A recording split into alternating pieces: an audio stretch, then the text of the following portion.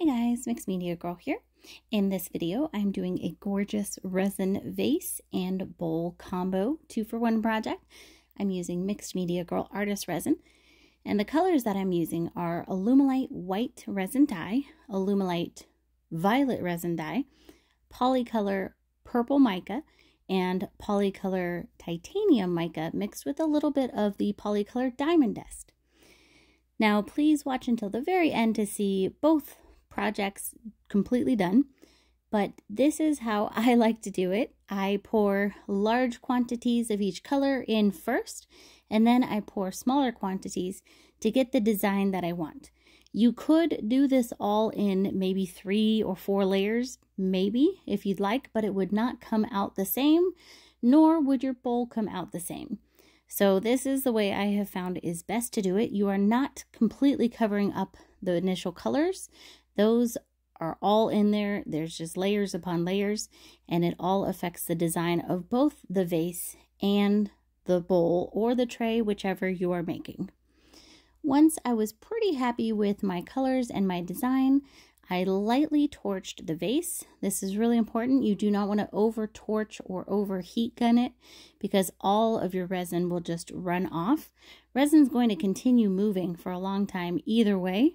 So just really lightly torch or heat gun it to remove the air bubbles and then let it do its thing. Just let it run. So I let this sit here in the mold for probably about, I don't know, maybe 10 minutes, 5 to 10 minutes or so until it mostly stops dripping. And then I get a pretty good idea of what the design's going to look like.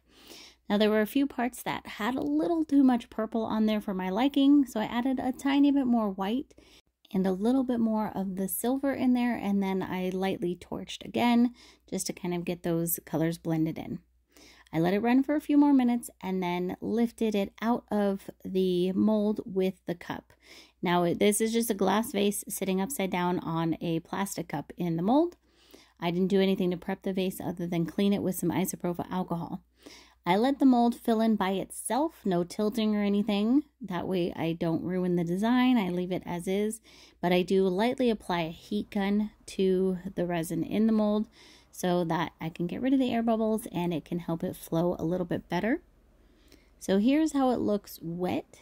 Now I always say don't be married to this design. It is going to change as it dries on both the vase and in the mold. That's just how resin works. It keeps moving until it sets. But I loved the pattern here. It almost has, you know, like this swirl. It was just awesome. And it actually mostly kept a lot of that. So I waited about 6 hours to the point where my resin was very pliable, but not really sticky. It was still a tiny bit sticky, but not bad. Normally I would have waited a little bit longer, but it was about 11 o'clock at night at this point, and I wanted to go to bed. So I peeled it out of the mold, and then I took a plastic bowl and I put the resin in the bowl and shaped it how I wanted. Now, you could use various things to do this. You could drape it over a vase and make it into a vase. You can use different shaped bowls, but I recommend using either a smooth glass or a smooth plastic, which should make it easy to get out. I put a silicone mat in it, and then I weighed that down with a bottle of resin so that the middle didn't pop up or anything like that. It just stayed down. And then the next morning, I peeled out the bowl. So this resin cures within about 24 hours, and here's how it looks. So the bowl, just gorgeous. I'm so in love with this. I actually love both sides, but the inside especially.